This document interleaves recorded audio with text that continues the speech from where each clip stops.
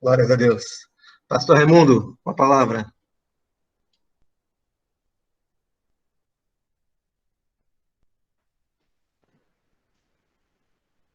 Boa noite, meus amados irmãos. Estou sendo ouvido por todos? Maravilha! Estaremos agora no desafio da proclamação da palavra de Deus. Eu quero convidar os irmãos para um texto simples que todos conhecem, lá no livro de Êxodo, no grande desafio, Êxodo, capítulo de número 14, naquele momento desafiador, quando Moisés, questionado por aqueles hebreus, e clamou ao Senhor, capítulo 14, verso 15.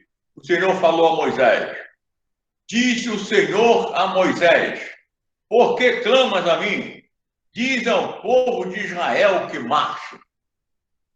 Por que clamas a mim? Diz ao povo de Israel que marche.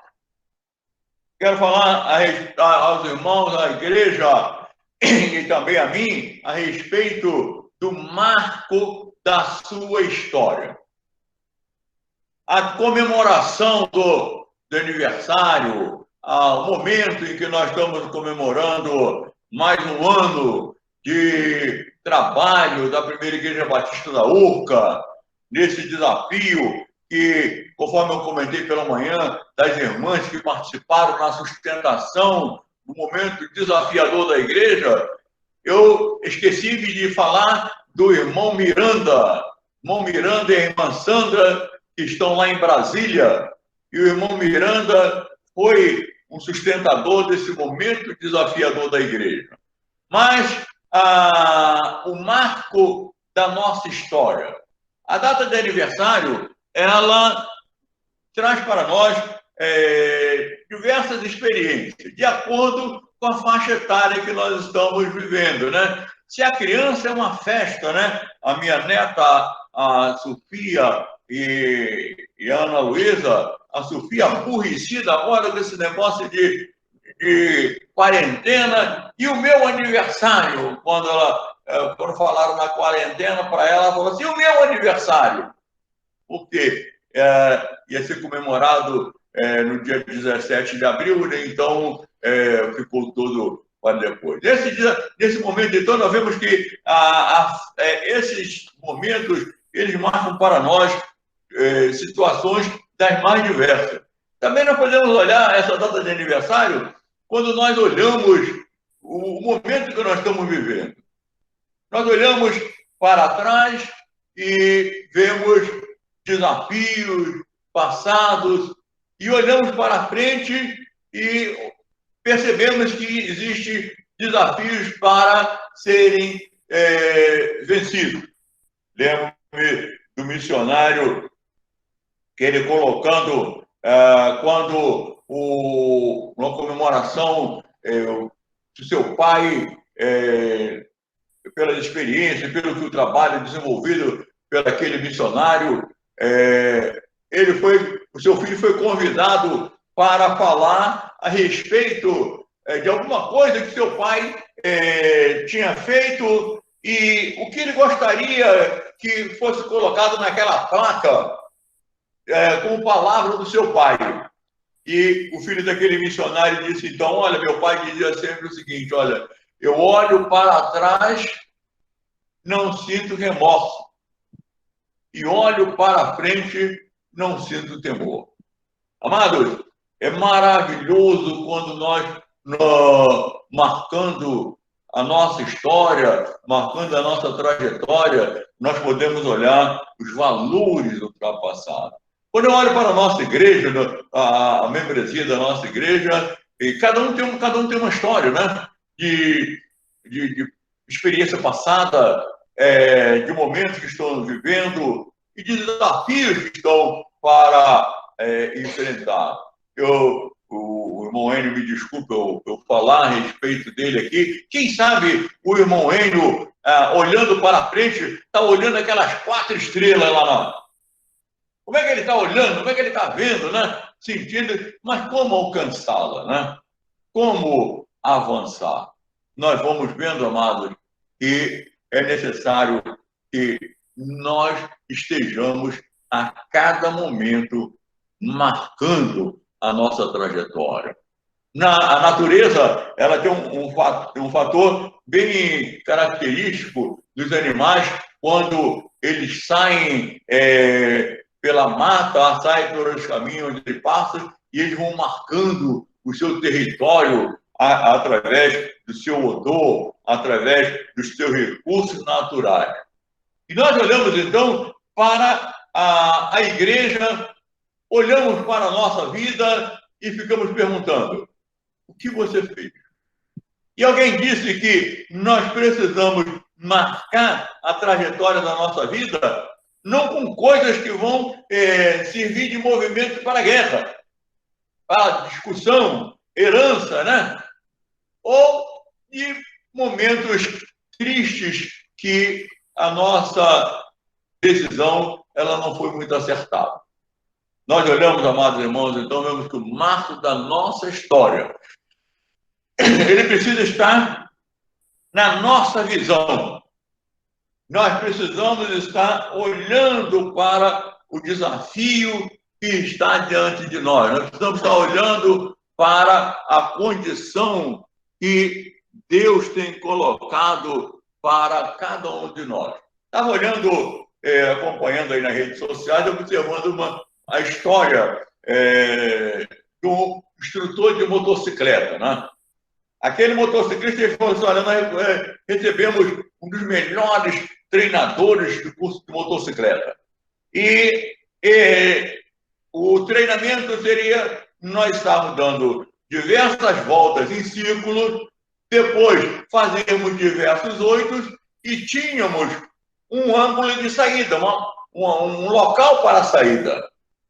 E o resultado, um e o outro, e ele disse, até eu mesmo botei o pé no chão. Ameacei cair da moto. E o instrutor parou o treinamento e falou assim: olha, vocês estão observando uma coisa. Vocês estão olhando, quando vocês estão fazendo o círculo, vocês estão olhando para dentro do círculo. Quando vocês estão fazendo o 8, vocês estão olhando para aquele momento em que ocorre aquele X no 8. Ele disse: olha, vocês têm que olhar para o local de saída. Vocês não podem se concentrar ali naquele local onde vocês estão dando partida. Vocês têm que olhar o local de saída. E ele disse, e assim nós fizemos. E realmente nós passamos a nos concentrar no local de saída. A nossa visão passou a se concentrar no local de saída. E o resultado qual foi? Todos nós passamos a completar o exercício sem necessidade de colocar o pé no chão. Amados, nós temos diante de nós esses momentos desafiadores, momentos em que vão ter que ser exercitados, momentos que vão ser traçados. Como nós vamos, então, estar posicionados para marcar a nossa história? Com a nossa visão. Se nós tivermos a visão, o foco no momento exato, no objetivo sustentador, que o necessário é nós estarmos com a nossa visão no momento, no ponto sustentador. Como nós encontramos aí em Lucas, capítulo de número 14, versos 28 e 29, naquele momento em que os discípulos estavam no barco, né, vivendo aquele momento, o barco estava as ondas em revolta, e Jesus não estava no barco. Jesus se aproximou então do barco, andando sobre o mar, as águas se acalmaram, e Pedro olhando e disse: Senhor, se és tu, manda-me andar sobre o mar, parafraseando o texto. E o resultado qual foi? Jesus manda, venha. E Pedro começou a andar. Mas Pedro começou a andar, olhar para quê? Olhar para as águas, olhar para as ondas. Quando ele começou a olhar para as ondas, o que aconteceu? Ele começou a afundar. E o que ele fez? Gritou, salva-me, Senhor, olhou para Jesus. E Jesus o que fez? O tomou pela mão. O texto diz que Jesus o tomou pela mão e o resultado, ele então passou a caminhar com Jesus. Amados, é um momento em que a nossa visão ela precisa estar posicionada no momento sustentador.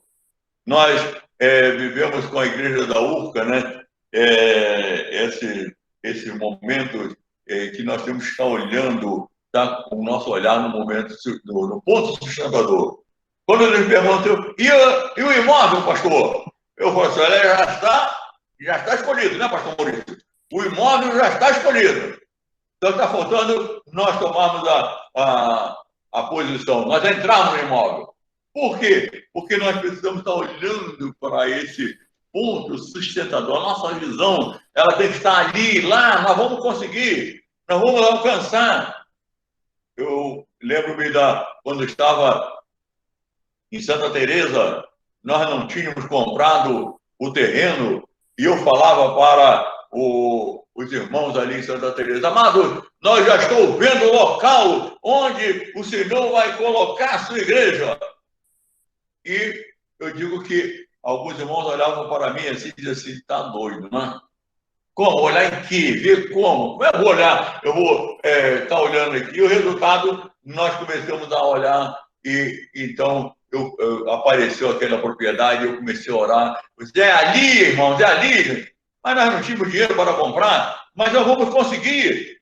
E o resultado, hoje também fazem 20 anos, né? Agora está fazendo 20 anos que a primeira Igreja Batista de Santa Teresa está colocada ali naquela propriedade espetacular. Olhamos, amados, vemos que precisamos estar com a nossa visão focada, porque ela pode estar nos revelando alguma coisa errada. O que nós estamos vendo não é aquilo. Vamos lá em 2 Reis, capítulo 6, verso 15 e 17.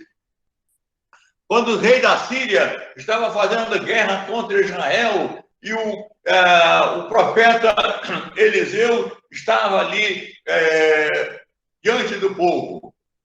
O rei da Síria queria saber quem é que está dizendo para o rei de Israel que nós vamos atacar.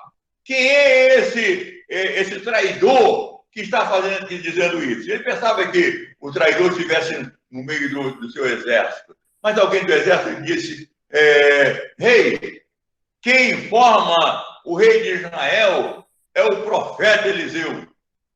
E o resultado qual foi? O rei mandou, então vamos buscá-lo e quero que vocês o tragam até aqui, parafraseando o texto. E saiu um grupo forte para ir buscar o profeta Eliseu.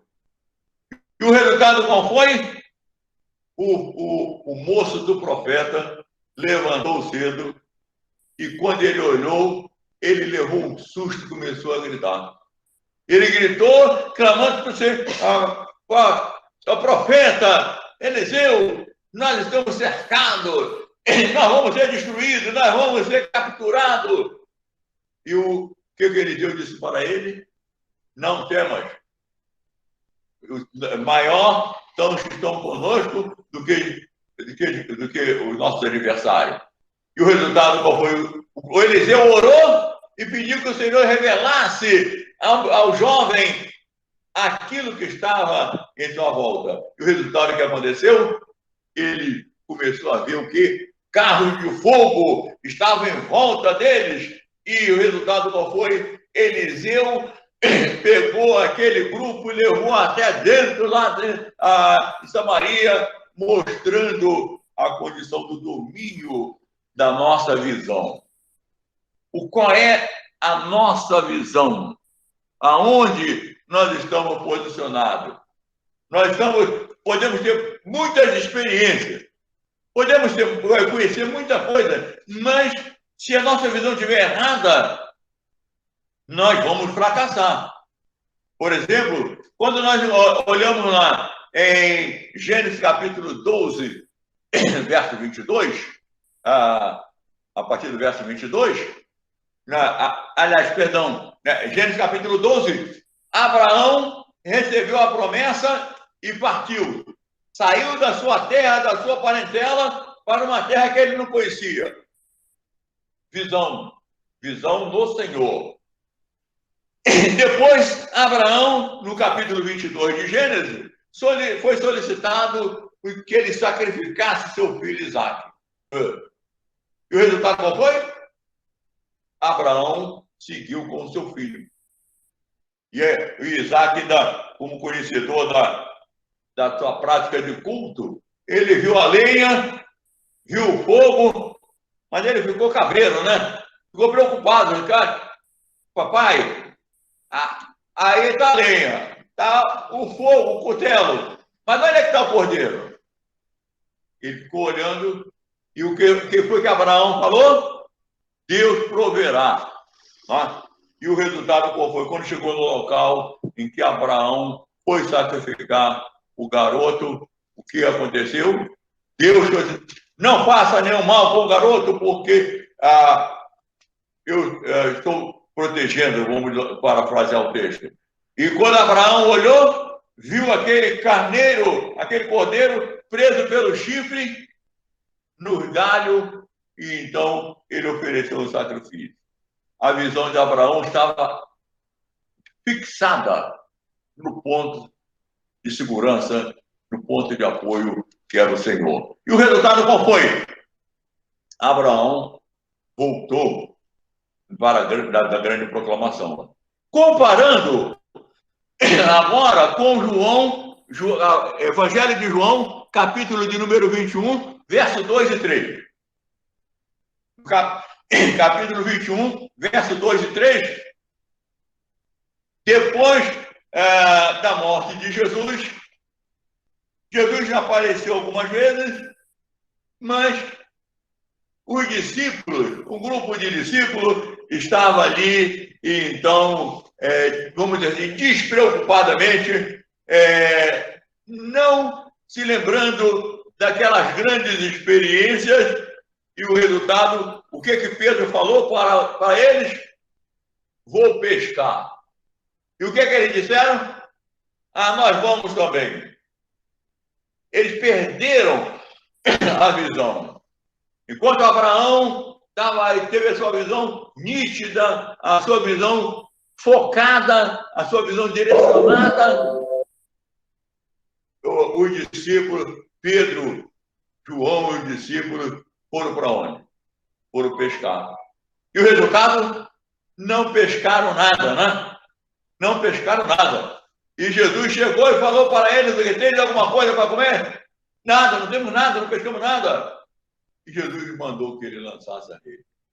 Amados, quando a nossa visão ela sai do ponto de apoio, ela sai do foco, ela sai do objetivo, nós começamos a fracassar. Nós começamos a tremer, nós começamos a afundar, nós começamos a perder toda a condição que o Senhor pode nos dar.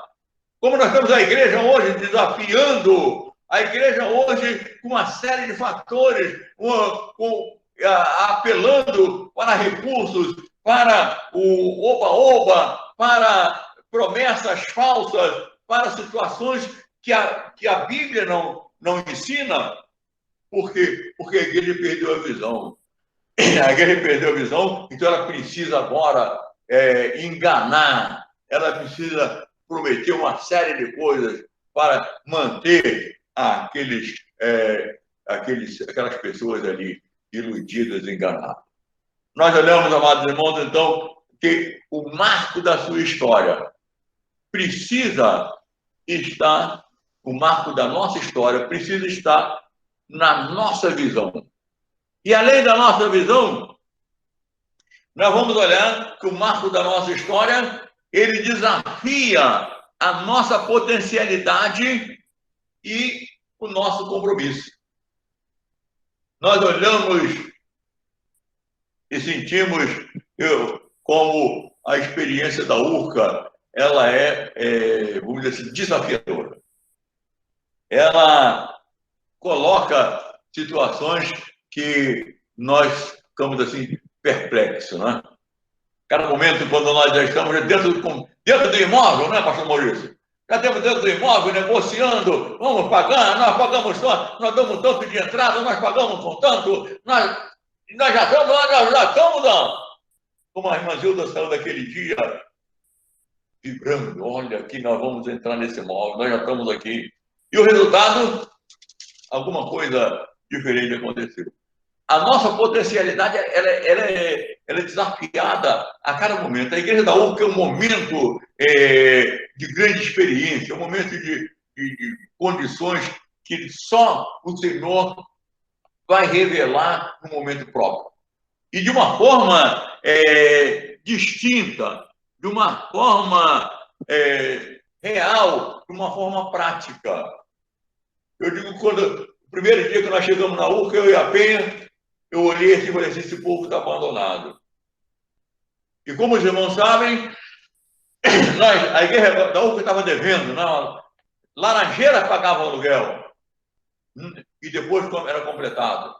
E depois, o que aconteceu? O Senhor abençoou, o Senhor sustentou, desafiou a nossa potencialidade, e aí depois, em vez de Laranjeira pagar aluguel, nós passamos a emprestar dinheiro para a Laranjeira. Emprestamos 30 mil. Eles pagaram. Depois nós emprestamos 40 mil. E o pastor Eliezer disse assim, olha, eu não sei como é que você faz para conseguir esse dinheiro. Eu também não sei, não me pergunta, porque eu também não sei. Eu sei que Deus tem um plano desafiador para a nossa potencialidade e o nosso compromisso. Nós olhamos, então, olhando lá para o Êxodo 14, né? 11, 12, Êxodo 14, 11, 12, quando aqueles hebreus questionaram a Moisés. Quando por acaso não tinha sepulcro no Egito, por acaso não tinha... Por que nos tiraste de lá com aquela condição contra Moisés? E Moisés ficou assim, vamos dizer assim, imprensado. Moisés ficou ali numa situação difícil. E aí ele clamou ao Senhor. Nós olhamos, amados, que o momento desafiador, ele vai vir contra nós de uma forma inusitada, de uma forma em que nós talvez não entendamos, mas que Deus tem seu plano. Quando nós lamentamos diversas vezes quando os faraós entraram nas nossas negociações, né, pastor Maurício? Quando eles tiveram, puxa vida, e se nós tivéssemos negociado tudo aí? Nós não sabíamos que vinha esse vírus, mas o Senhor sabia que vinha o vírus. Então o Senhor orientou como aquele momento era, vamos dizer assim, não era muito próprio para a igreja, e o Senhor, então, nos protegeu. Desafia a nossa potencialidade para ver o que nós vamos fazer. Vocês vão continuar? Vocês vão desistir? Alguém me perguntou, será que esse negócio desse consórcio está dando certo? Será que o consórcio vai conseguir alguma coisa? Quando nós começamos a negociar. E o resultado, quando deu aquela, desculpa a expressão, quando deu aquela carimbada daquele sorteio, em que nós fomos premiados, falei, Senhor, tem misericórdia. Aleluia, né? Como nós vamos conseguir? E o objetivo começou a... Então, desafia a nossa potencialidade a continuarmos a avançar. E quando nós continuamos avançando com o consórcio, com as ofertas, e avançando na condição de quebrarmos paradigmas que, para muitas igrejas, ela é impossível. Quando nós falamos da oferta da Igreja Batista da URCA, qual a oferta da Igreja Batista da URCA? É 7 mil, é 8 mil. Nós conseguimos 8.500. Mas também a URCA, né? A URCA é uma igreja... A URCA está na Zona Sul. A igreja... Eu falei assim, mas a igreja, a URCA só tem quem? Só irmãos que estão em situação difícil. Irmãos que estão trabalhando para se sustentar. Mas a Igreja Batista da UCA tem avançado, desafiando a nossa potencialidade. Como pagar 12 mil de consórcio? Aliás, essa semana é nossa semana, né, pastor Maurício? Essa semana é a semana do consórcio, né? É como a irmã Lília, ela deve estar lá rebuscando os papéis para esse grande desafio. E como pagar 12 mil de consórcio? Como pagar 6 mil de aluguel? Como pagar? Como está preparando a oferta de missões? É desafiar a potencialidade da igreja. Como Moisés enfrentou ali aqueles hebreus revoltosos, e nós vamos enfrentando também esse desafio. Nós olhamos ainda, desafia a nossa potencialidade e o nosso compromisso, como Gideão, lá em Juízes 6, no lagar. Gideão ali, naquela experiência, os filisteus perseguiam o povo de Israel, acabavam com tudo que Israel plantava, tirava tudo, dificultava tudo, e Gideão pegou o restante daquele trigo e foi para onde? O lagar, né? Malhar o trigo no lagar. Malhar o trigo naquele lugarzinho apertado, escondido, onde socava a uva lá para fazer o vinho. Mas Gideão olhou e disse, então tem que haver um jeito, algum recurso. E o recurso dele foi o lagar. Amado, desafiou a potencialidade de Gideão. Desafiou o momento de Gideão. Gideão ficou ali. E o resultado qual foi? O anjo pegou e falou com Gideão. Nós olhamos e vemos ali Gideão naquele momento desafiador e o resultado da condição que ele enfrentou. O que foi que o anjo disse para ele, colocou para ele condição bem desafiadora, bem direta, né? Quando disse para Gideão, quando ele disse, Senhor meu, se o Senhor é conosco, por que nos sobreveio tudo isto? O que é feito de todas as suas maravilhas que nossos pais nos contaram, dizendo, não nos fez o Senhor subir do Egito, porém, agora o Senhor nos desamparou. Então se virou o Senhor para ele e disse que vai nessa tua força e livre Israel da mão dos midianitas. Porventura não te vi eu? E Gideão olhou o quê? Disse o quê? Gideão olhou para um lado, olhou para o outro e pensou o quê? Logo eu, né? Menor de todas, minha família é menor. E o resultado qual vai ser? Eu vou conseguir alguma coisa? E amados, então nesse momento desafiador que nós vamos experimentar a ação do Senhor. Nós vamos experimentar a ação de Deus. Nós vamos experimentar o quanto pode ser feito através das mãos do Senhor em nossas vidas. Quanto o Senhor vai colocar para nós, para que nós possamos fazer aquilo que Ele quer. E nós observamos que a ordem do Senhor ali para Gideão era real, prática. Ao lermos todo o capítulo 6 e o capítulo 7 de Juízes, nós vamos encontrar essa bela história. Mas o fator desafiador que nós olhamos ali em Juízes 7, de 2 a 7, desafiando a nossa potencialidade, a escolha daqueles que iam combater os filisteus.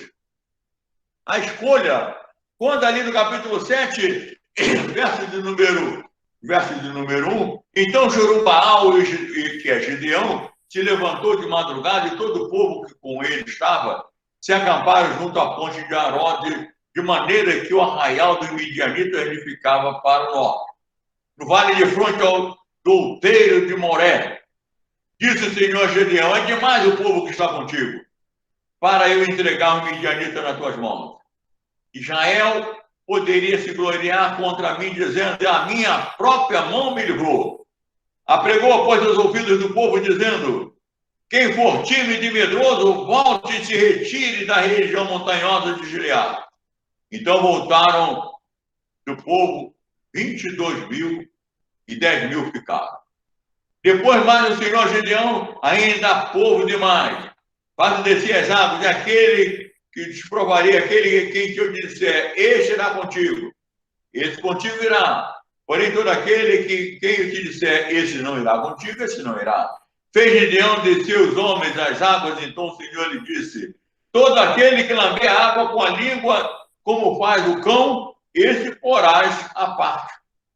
Como também todo aquele que abaixar de joelho e beber. E foi o número dos 300 dos que lamberam. Os 300 que lamberam. Amados, desafiando a nossa potencialidade, uma pergunta surgiu. Nós estamos em que grupo? Nós estamos nos 30.000? Nós estamos nos 20.000? Nós estamos nos 10.000? Ou nós estamos nos 300? Precisamos estar atentos, porque nós vamos ouvir a cada instante alguém dizer que não vai dar certo, você não vai conseguir, e isso é muito difícil para vocês, isso é ilusão. Alguém disse para o pastor Euclides é o homem que fica tentando combater os ventiladores, não? E falou para mim: você é o aprendiz. Coisas nós estamos buscando ilusão. Amados, eu fico olhando agora esse momento de quarentena. Fico pensando: oh, Senhor, e agora? Como vai acontecer esse desafio? Uma coisa é certa: o nosso dinheiro aumentou. É, pastor Maurício? Nosso dinheiro aumentou. Nós não estamos mais com aqueles 700, não? Agora nós estamos próximos a 1 milhão. 1 milhão agora nos atrai. Eu digo que agora 1 milhão nos aproxima. 1 milhão ele fica aqui para nós agora, ó. Desafiando o quê? Trabalho. Estou desafiando a potencialidade de vocês, 1 milhão diz para nós. E nós, então, precisamos estar atentos. Amados, finalizando, nós vamos ver que o marco da nossa história, além dele precisar estar na nossa visão, desafia a nossa potencialidade e o nosso compromisso, ele se abrirá ao seu desempenho, à sua entrega. O marco da nossa história, ele se abrirá de acordo com o nosso desempenho e a nossa entrega. Eu digo que a nossa história, que o irmão conseguiu até agora, o que nós conseguimos até esse momento, eu pelo menos afirmo, eu sou privilegiado. Privilegiado, conforme eu digo sempre para os irmãos. Fui tirado lá do Tamanco, indo de Tamanco para a escola Alba Canizares, em Inhoaíba, né? E alcançando um desafio, vamos dizer assim, inusitado, né? De estar na posição que nós nos encontramos. Nós podemos dizer que a bênção do Senhor, ela se abrirá ao seu desempenho, à sua entrega. Olhamos e vemos que a necessidade, ela está a cada momento.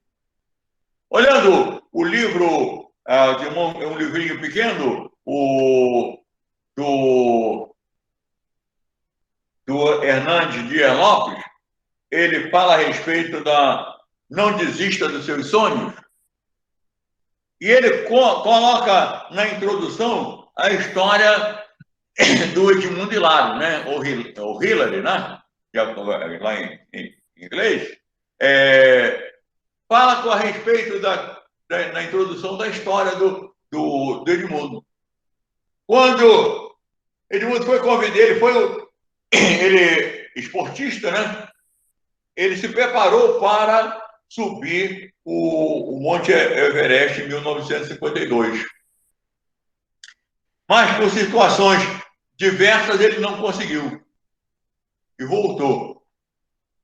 Depois, então, o Edmundo foi convidado para uma palestra, para ministrar uma palestra numa faculdade. E, por realidade ou não, colocaram no painel da palestra o quê? O Monte Everest. Colocaram o Monte Everest ali, o resultado, quando o Edmundo adentrou, passaram a palavra para ele, ele se aproximou do painel, olhou para o Everest e disse ali, ele falou para o painel, né? Everest, você já subiu, já cresceu o máximo que você podia crescer. E eu vou conquistá-lo. E ele fez a palestra. E isso em 1952.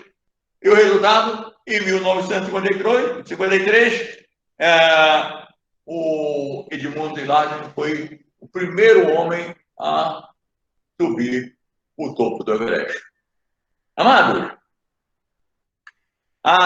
o marco da nossa história, ele se abrirá ao nosso desempenho e à nossa entrega.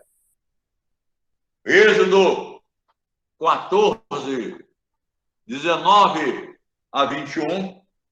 Êxodo 14, 19 a 21, o que declara: então o anjo de Deus que ia diante do exército de Israel se retirou e passou para trás deles. Também a coluna de nuvem se retirou diante deles e se pôs atrás deles.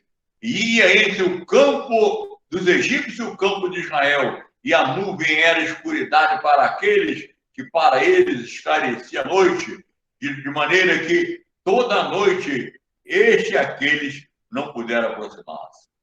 Então Moisés estendeu a mão sobre o mar, e o Senhor, por um forte vento oriental, soprou por toda aquela noite e fez retirar-se o mar, e se tornou em terra seca, e as águas foram divididas.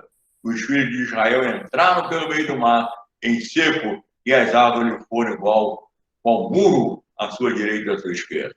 Amado, é fantástico, né? Quando eu leio esse texto, eu fico extasiado. Extasiado porque ali era um dos pontos de coroação daquilo que Deus tinha para o seu povo. E também abençoando a Moisés no empenho que ele tinha colocado diante do Senhor, a confiança no dia a dia de vencer todo aqueles confrontos com o faraó e o povo hebreu. Olhamos, amados irmãos, e vemos que a vitória ela vai aparecer. A vitória ela surgirá diante dos desafios, diante da história, diante daquilo que Deus tem colocado para nós.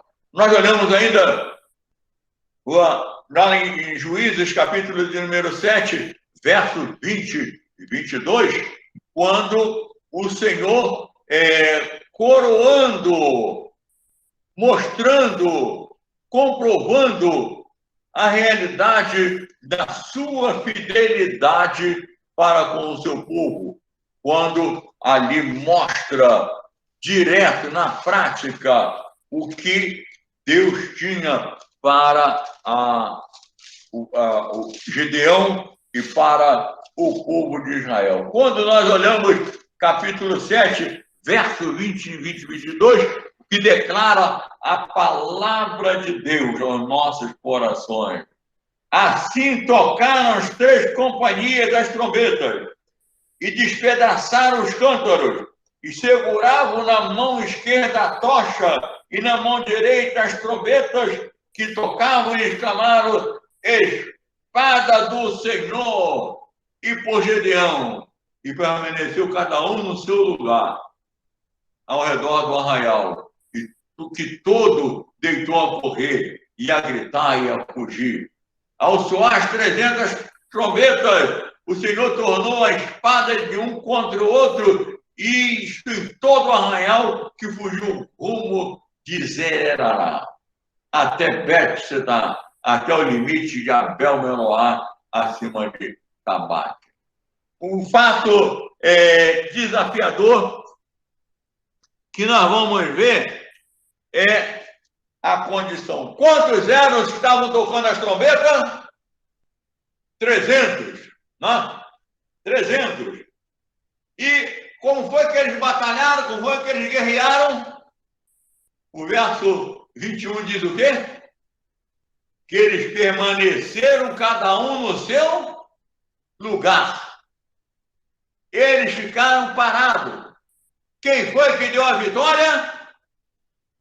O Senhor, que foi, colocou ali a vitória. Amados, o marco da nossa história se abrirá o seu desempenho e a sua entrega. Finalizando, eu queria olhar lá em Números 13, Números 13, 3. Irmão, se tem sua Bíblia aí na mão, aí, abra aí e olhe aí em Números 13, 3. Números 13, 3. É a história de quem? O irmão já tem em mente. Foi quando Moisés mandou os espias para verificar, para espiar a terra. Mandou quantos? 12. E o resultado qual foi? Ali em 13, 3, ele enviou Moisés no deserto de Parã, segundo o mandato do Senhor. Todos aqueles homens eram cabeça dos filhos de Israel. E quantos eram? 12.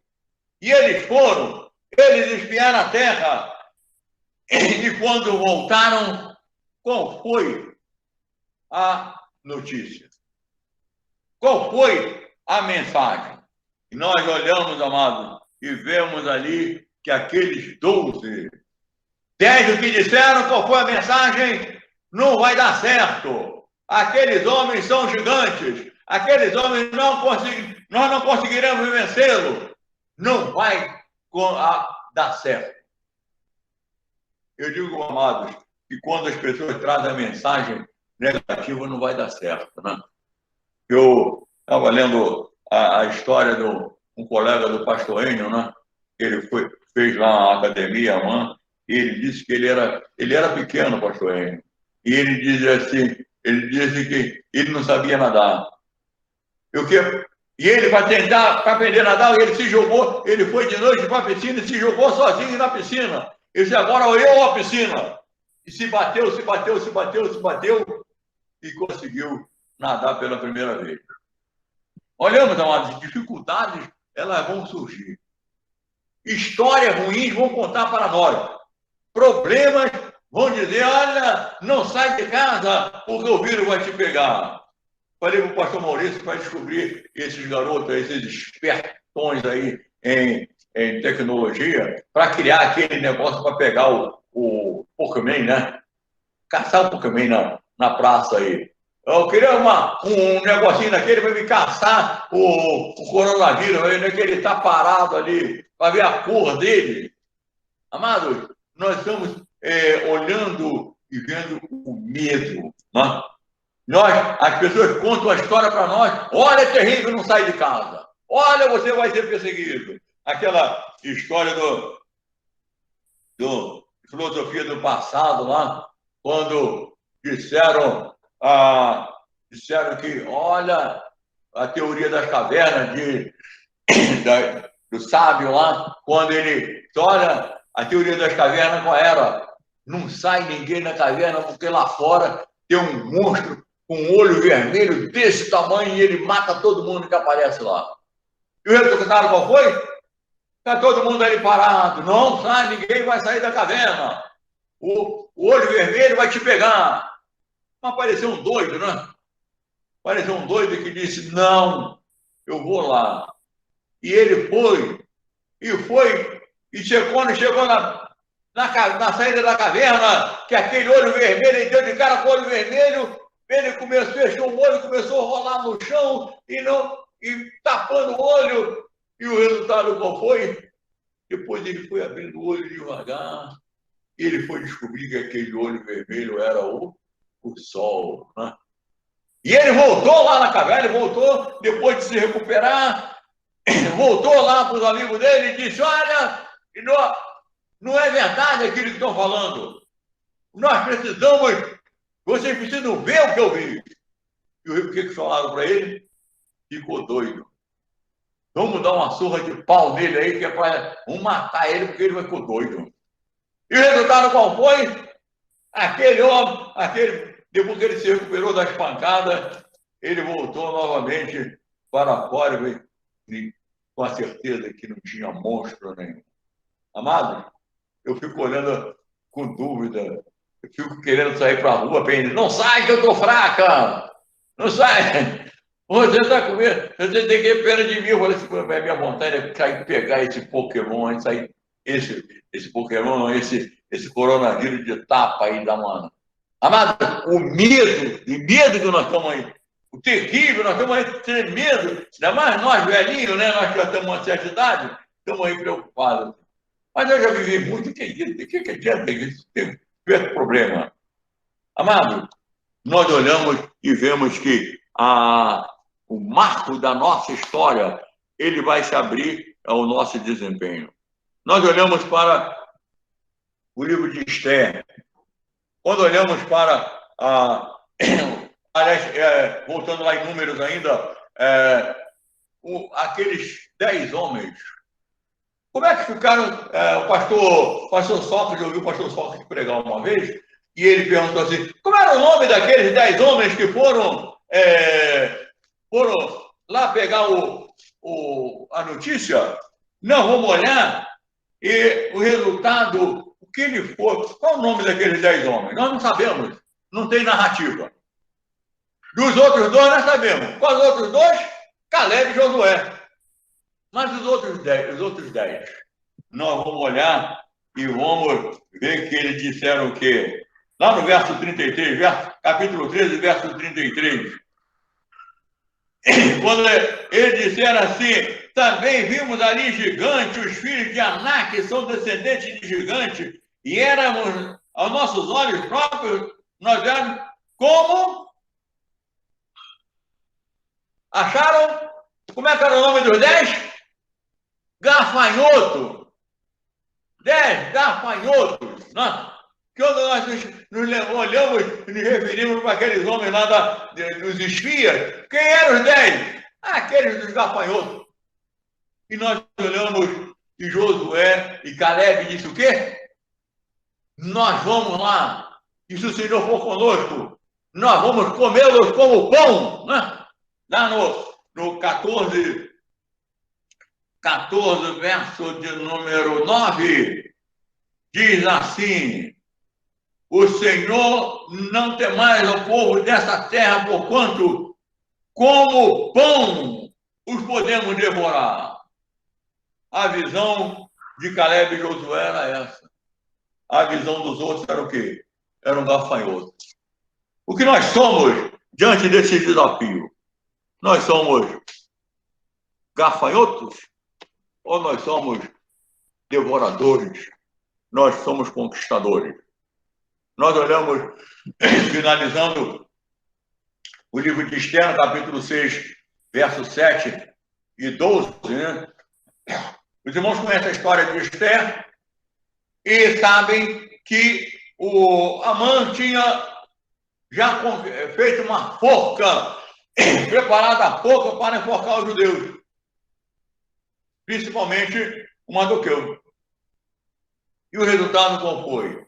Mas estava lá na história do rei que um dia foi descoberta uma traição para o rei. E quem foi que descobriu a traição contra o rei? Mardoqueu. E falaram para o rei naquela noite. E o rei perguntou: e o que foi feito para esse camarada? Vamos parafrasear o texto, né? O que foi feito para esse camarada que descobriu essa traição contra o rei?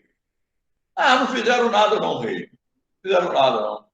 E o rei falou então assim: eu quero que esse homem seja colocado, ele vista as vestes reais e seja colocado sobre o cavalo real e o resultado seja mostrado para o povo. E o que o rei falou para ele? Falou para quem? Para o Amã. Amã, pega esse Mardoqueu, bota as vestes reais, bota o anel na mão dele, bota ele no cavalo do rei e sai com ele pela cidade mostrando que o rei. Amado, Amã foi duro, né? Sair levando o Mardoqueu ali pela cidade. Olha aqui, o camarada que é abençoado. Amado, eu digo que nós estamos aguardando o grande momento. A nossa igreja tem um projeto desafiador. A nossa igreja, ela, conforme o pastor Maurício colocou, ela tem um alcance mundial. Ela está lá na Noruega, ela está lá na Flórida. Lá na Flórida, o pastor Rubem manda a sua oferta, ele ora pela igreja da UCA lá na Flórida. Esse é o grande alcance, esse grande desafio para a igreja da UCA está diante de nós para nós fazermos a sua vontade. E somente o Senhor para colocar em nossas mãos, para mostrar que nós somos o instrumento das suas mãos. Como a perseverança da irmã Nelly, né, irmã Nelly? Da irmã Manhães, da irmã Anitta, da irmã Nilceia. Eu fico imaginando aqueles cultos de manhã lá no Instituto Benjamin Constant, né? E depois saindo dali, estava embaixo, meio tonto. Será que vai dar certo? Como é que é? Vamos baixar logo esse CNPJ, né? Vamos tirar esse CNPJ logo, não tem mais jeito. E hoje, a Igreja Batista da UCA fica olhando para 1 milhão e esse 1 milhão fazendo assim para ela, né? Amém? Que o Senhor nos abençoe.